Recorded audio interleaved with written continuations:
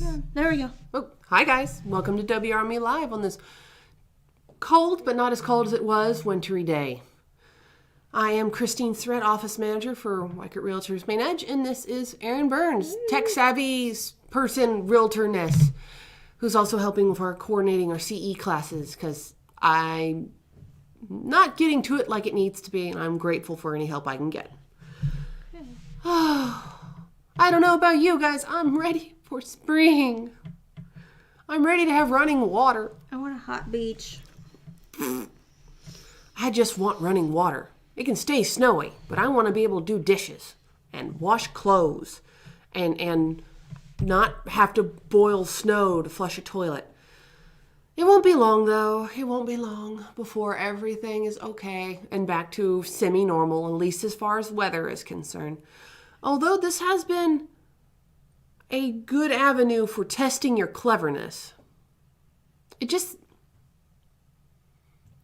People are having to get, one, connected, and two, get creative. We're having to lean on our neighbors more often because either you're low on water and supplies, because this is an anomaly for our area to have this much snow, this abundance. Ask Texas, they get it. This is not a normal amount for us. But so you're having people come, hey, do you have a spare space heater? Yeah, sure. You can use it. I'm good. I don't need it. Thanks. Thinking of you know who I'm thinking of. Mm-hmm. People coming over and saying, hey, I'm low on fresh water. Do you have any drinking water? I learned something new, though. Ooh, go ahead. From what I understand, this is correct. Because I questioned it, too. Because I'm like, how come they can't handle, our power grid can't handle all this when they handle our hot Oklahoma summers? I mean, you're talking people running ACs full blast, fans, this, that. Someone was telling me that those little space heaters pull more power.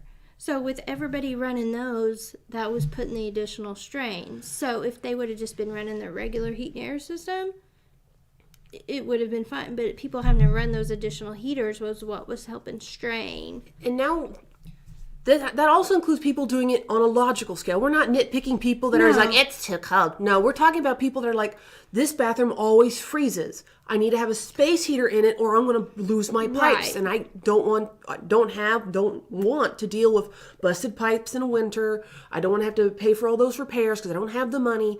So it's not necessarily people being greedy, but also people just being, I have to survive. But just like you didn't know, those ones you can set high, low, and you can turn the other side to where it will come on for a little bit, heat up, and then turn off, just like a regular heat and air system. Yeah, but it does pull. There's another reason they don't suggest you do that on an extension cord because it won't work as well because it needs as direct a contact as possible or a higher grade extension cord if I understand it correctly. And one of my cousins is in the petroleum field. He's a petroleum engineer. He's fancy. I think I have two actually. I have a lot of fancy cousins. But point is they're having distribution issues because of the cold, and it's not because it's causing the oil to congeal. It's causing the machinery to have problems and lock up.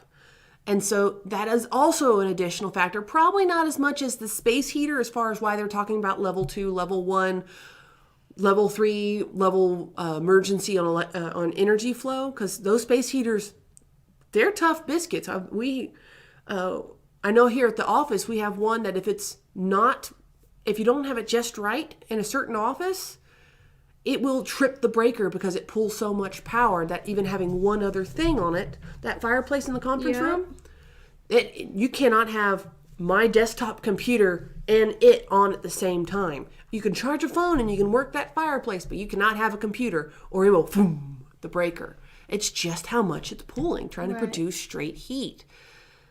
But people had to do what they had to do to survive. And there's some pretty creative solutions out there. 3 pairs of pants on right now. I ain't lying either.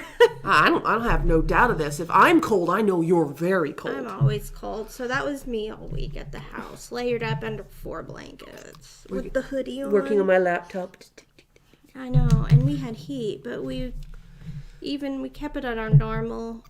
I dropped it down. I dropped it down 2 degrees because I remember listening to, I go to my grandmother's. She has local news on pretty much all the time that I'm there, sparing when the kids are there, when then it's Paw Patrol. But, so we were watching the weather, and one report that we watched, and I don't know how across the board it was, this one report was like, we would like you to reduce your thermostats down to 68, but we prefer you go down to 60. And me and Granny are both like, forgive my language, but hell no. So we're like, 68. I'll give up 2 degrees, but I can't do 60. I'm not that built. And so I'm like, I will make sacrifice for cause by 2 degrees. And so my whole house was 2 degrees colder, and man, could you feel it. But it's little things like that that really do make a difference on energy conservation. Run my extra heaters. That's what I did. You didn't run your extra heaters? No. My office gets really cold, so... That's why you lived in a chair, bundled up in blankets and like 12 layers of clothes. Yes, I worked in there a couple times, but I was like, ooh, because I needed more room than my recliner. Ding. And I froze.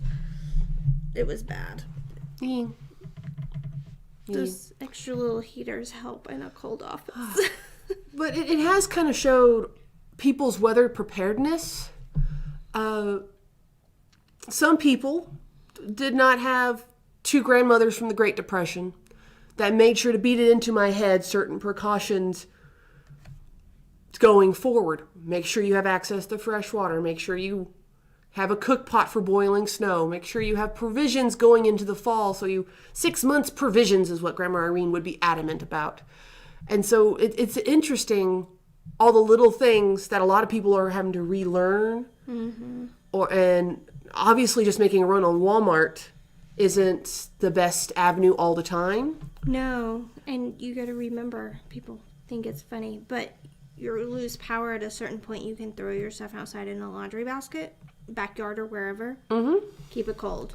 Yep, if it's below freezing outside and you have no power, laundry basket that stuff and stick it in the backyard. That's why before storms, it's smart to put up on like lunch meat and stuff like that. You don't have to worry about cooking, and you can just throw outside. It sounds weird, but you know, a lot of people will be like, soups, this, that.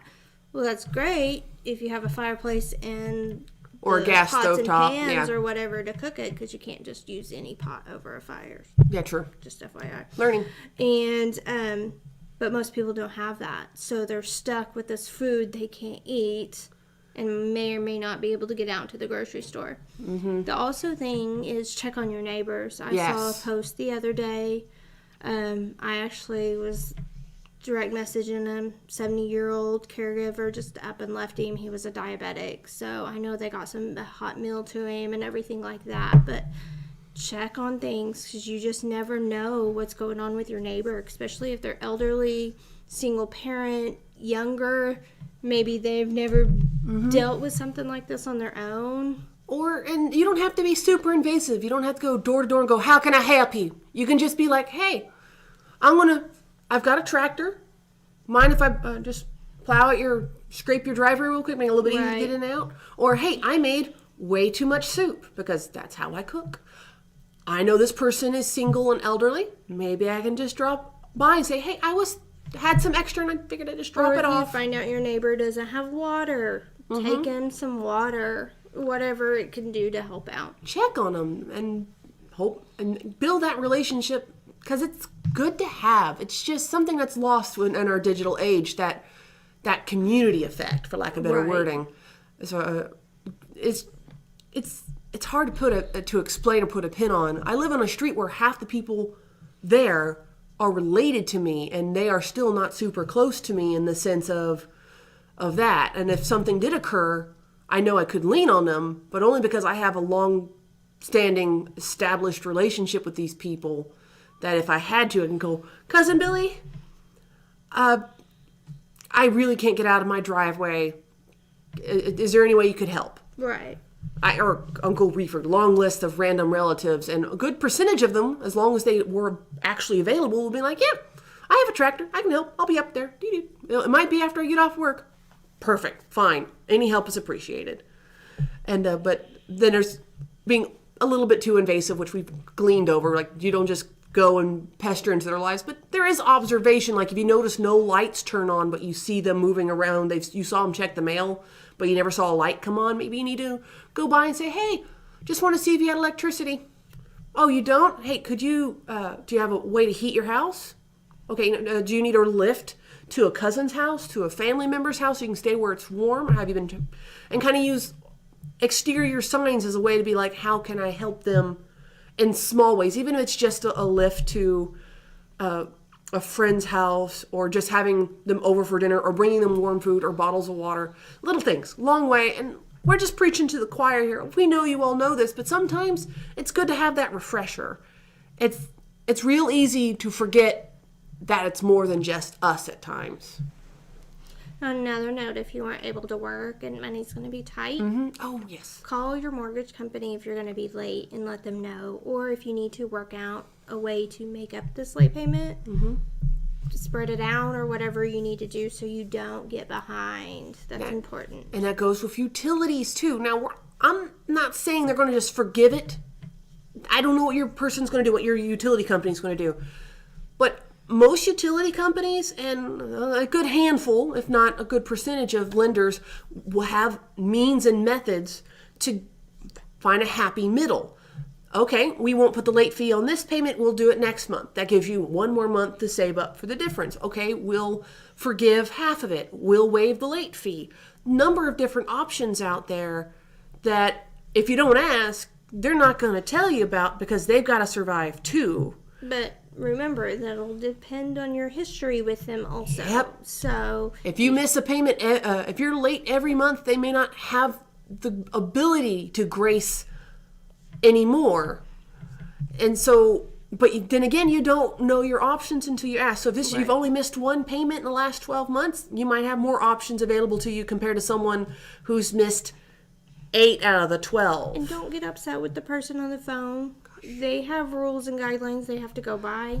So if they tell you yay or nay, you can ask to speak to someone a little higher to get a better explanation. They might have done all they are allowed to do in their position, but don't take it out on them. Because just like you, they got a job to do.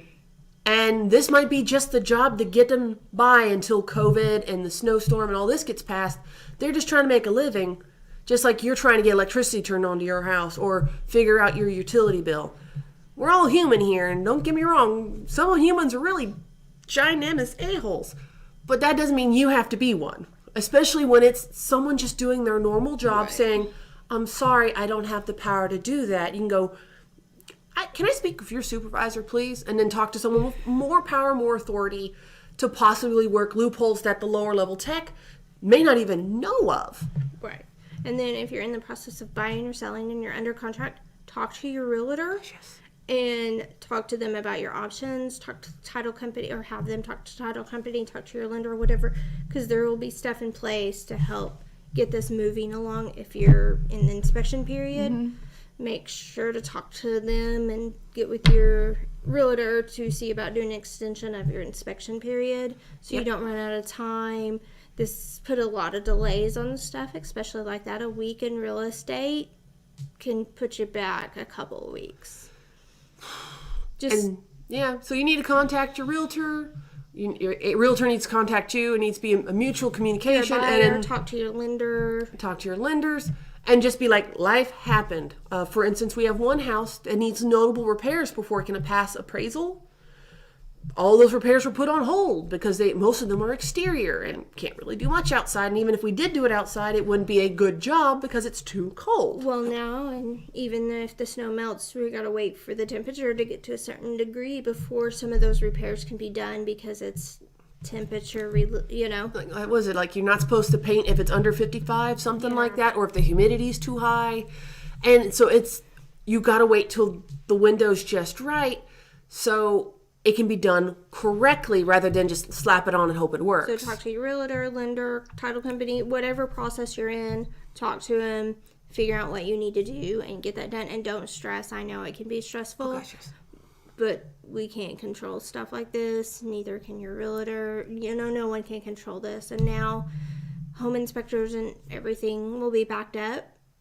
because this put them behind. So, or Yep. appraisers or whatever, those people are going to be behind. So that could push it a little more too, because now they're going to have to push in a week's worth of work on top of their already booked schedules. So we anticipate many, many, many extensions. But open that line of communication, whether it be with your realtor, your lender, your mortgage company, your utility inspector, company, whatever. whoever, in any spectrum, open that line of communication. Even if you've already done a forbearance or deferment, talk to them. They have sub-policies in place that if you ask the right questions and get to the right people, there might be an avenue that lower-level techs don't know about because they aren't educated on it, because they don't normally need to know about it. But as always, if you're thinking about buying or selling, or you think you might be getting yourself in a situation because you can't get where you need to be payment-wise, Get a hold of us. talk to us. We'll see what we can help you do. There might be an option before you just outright lose something or whatever. Or have to sell, like one of those for sale by there's the wholesalers that will buy your house for cash, and if you're lucky you walk away owing nothing. There are other options, but we could talk about that a long time, and I've already talked way too long. So in the meantime, we are WRME Live, where we do real life, real world real estate every day, guys. Bye. Stay warm.